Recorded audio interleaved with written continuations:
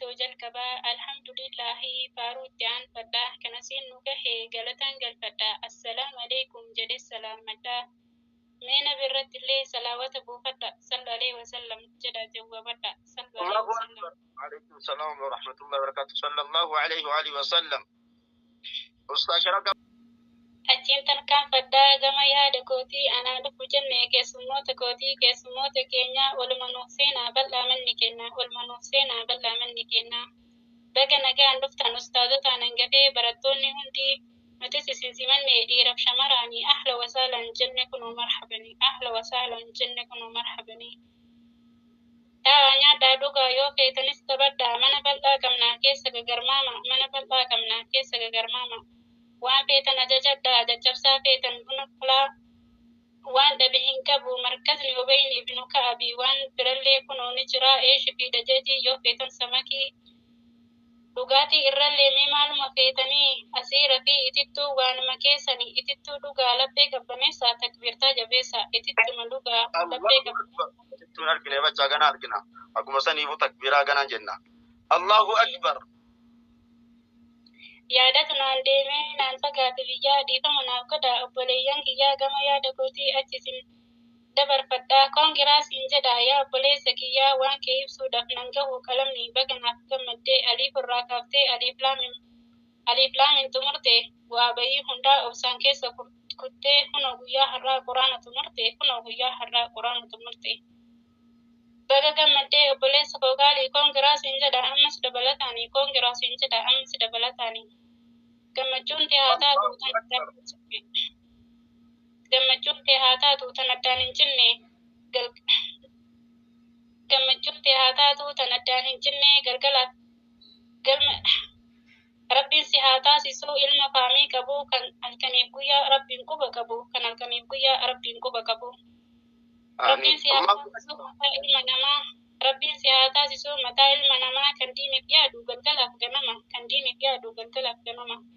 osoo namni siin jedhu bakka yaadde hin geettu rabbiin si haa godhu ilma diin galmeessu rabbiin si haa godhu ilma diin galmeessu komatee bal'adhu gamoo diinaa ta'ii hamtuun sin argine jiraadhu eessattuu ani si eebbisee hanga wallaala kiyyaa Rabbiin si haa jaallatu yaa obboleessa kiyyaa Rabbiin si haa jaallatu yaa obboleessa kiyyaa baga naaf dhalattee yaa obboleessa koo qaalii baga naaf dhalattee yaa obboleessa koo qaalii kan akkaan jaalladhu lubbuu kan koo caalii ka waa hundaa beekuu of maddittiin si laala naaf taate jeekuu fakkaatti abbaa kootii ilma abbaa kiyyaa obboleessa koo jiru ilma haadhatiyyaa hangafa naaf taatee hangafaaf qotusuu naaf taate hiriyaa isa dhugaa kan hin qabne kita koddee gaafa rakkoo isa naan dadhabne koddee koo turuu koo hedduun si jaalladha. Isinis hin daganne ustaazota koo qaalii ulamaawii keenyaa kan nuuf dhibbatanii kan ollaahii diinii babal'isanii nutis isin jaallannaa rabbis isin haa jaallatu jajaan teessanii haa taatu jaannata alfirdoosii wallaala buqqisuuf nu waliin ta'abanii yoom nu hifatanii leelawwan haarii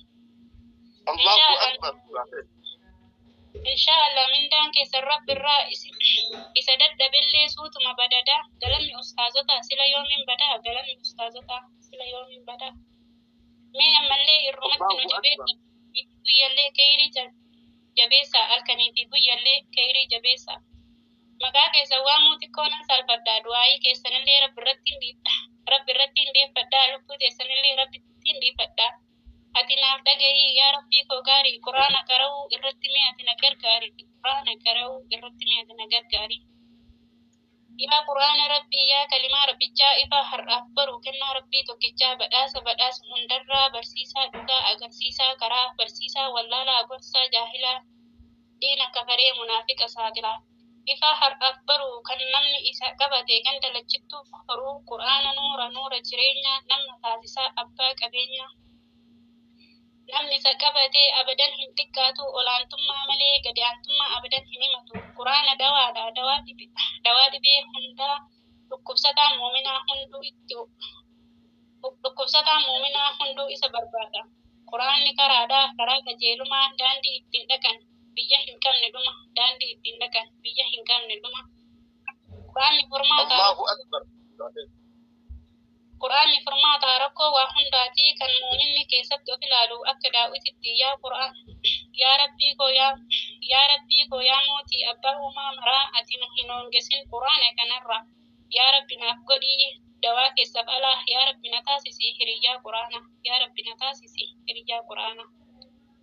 Qur'aana na milkeessii addunyaaf aakiraa Qur'aanni ifaadha kan keessatti of ilaallu akka daawititti Qur'aana jechuun kalimaa Rabbiitii faaya diin Islaamaa waasila qalbiiti faaya diin Islaamaa waasila qalbiiti.